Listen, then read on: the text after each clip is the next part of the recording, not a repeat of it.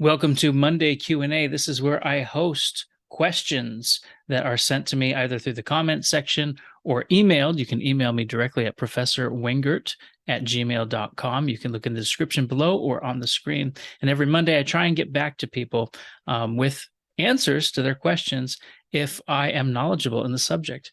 Now, the questions can be directly related to my expertise in the ancient Near East, the classical world, or they can be entirely random. So with that, on to today's question.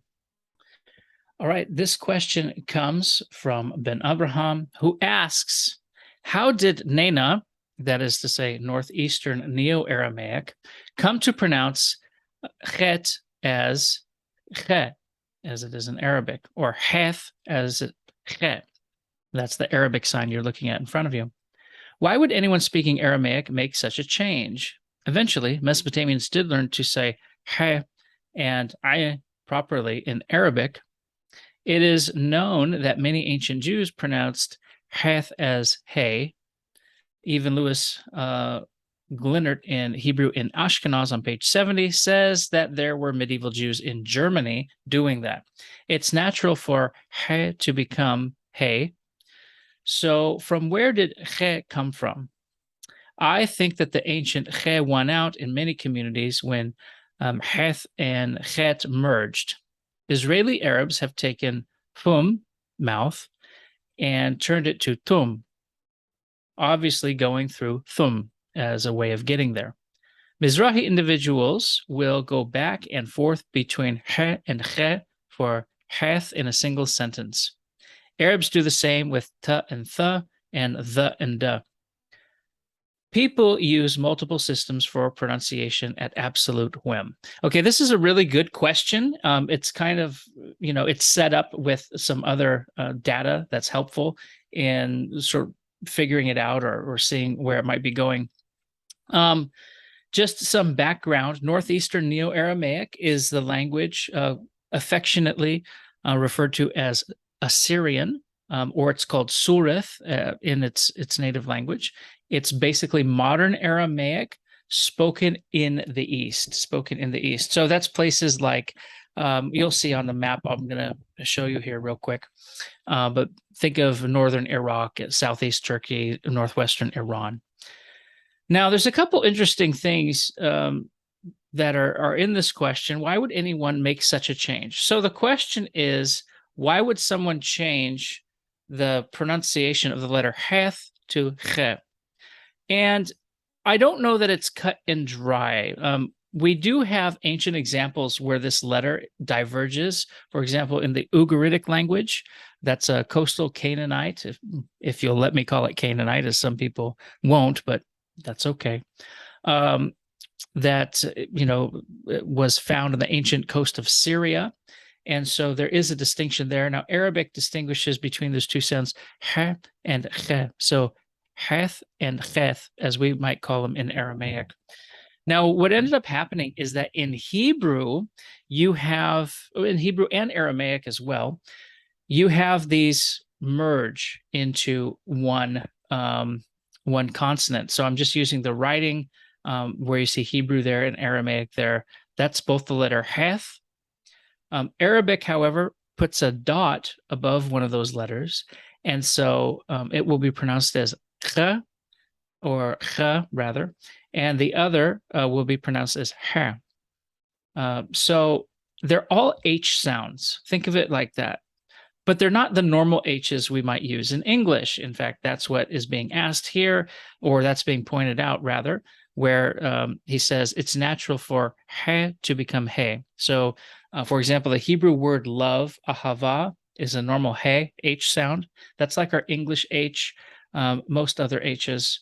But it's in other languages like Aramaic or Arabic, it's instead herb. So you can hear a different H happening there. So yeah, it is normal for it to shift around.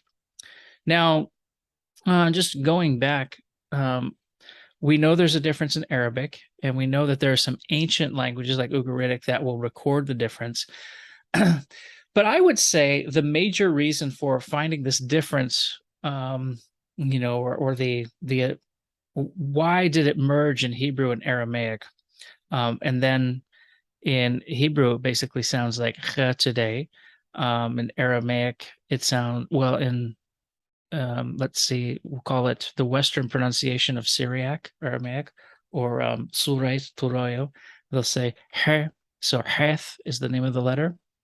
But again, Arabic still has the distinction. So why in Northeastern Neo-Aramaic, in Sureth, do they say He? So for example, the word Messiah, Mashiach would be Western Aramaic.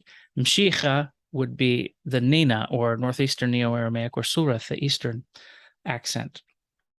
I think the first response to that has to do with regional contact. Number one, we see in the Northeastern Neo-Aramaic, and which you see clustered on this map here in red and blue dots. Red are just Christian communities, blue are Jewish communities, and these are the speakers of Northeastern Neo-Aramaic. I got this image from the Cambridge NENA lexicon database, and here everything is sort of on the borderlands with Iran. Now, keep in mind that the Persian Empire controlled Mesopotamia for 1,000 years. And even before that, there was considerable contact. In fact, when I say before that, I mean like in the Iron Age, right? When Akkadian is the major language spoken. And so contact with languages that don't make the H sound is probably what was approximated by Kh. Additionally, there's some evidence from written Akkadian that if you actually look at the way in which these guttural sounds, I think we list that as guttural number 4, or Aleph 4, as I think Hunegard calls it. But you see the vowel class change in Akkadian writing to an A sort of sound. And so, for example, the word for we is ninu, right? Instead of nehnu. Nehnu. Nahna is how you would have it in biblical Aramaic, or in Arabic. In Syriac, you have Hanan, right? So like you can hear the H is present, that emphatic H is present there. Akkadian instead writes a hooked H by that Ch sound, or at least that's what we think it is. And that's based again on contact and how we extract it from the way we might see things written in Sumerian, let's say. And keep in mind, if some of this is, like information that is, whoa, what's going on? Sumerian, Akkadian, this, that. Akkadian is written with Sumerian logograms, and that's how Akkadian develops its writing system, is through Sumerian writing. And so it's kind of limited, right? Like if you try and write some languages and those languages don't have your character set, how come the Slavs don't use Greek? Why would, Kirill Methodius add all these extra letters? Well, because there's no zh and shitcha in ancient Greek, or in the Greek alphabet. So you need a new alphabet, you need new writing. You can't always fit your phonological or your sound inventory in your writing system. And that's the case with Akkadian. Akkadian's using a Sumerian system that doesn't have, as far as we know, again, I mean, it's been a long time since it's been spoken, so there's no way to really know. But as far as we know, it doesn't have a H sound, or some of the other guttural sounds that we would call like the third or fourth, the Aleph in Akkadian terminology. But all that to say, that's, I would call contact the first and primary reason that this is happening.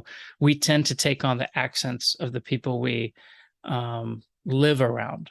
And so there are cases where Northeastern Neo-Aramaic speakers will use the Heth, both in natural local dialects, but also in loan words. So sometimes what happens is you'll have an Arabic term that's used alongside Aramaic, and if the Arabic has a Heth, it'll be used that way.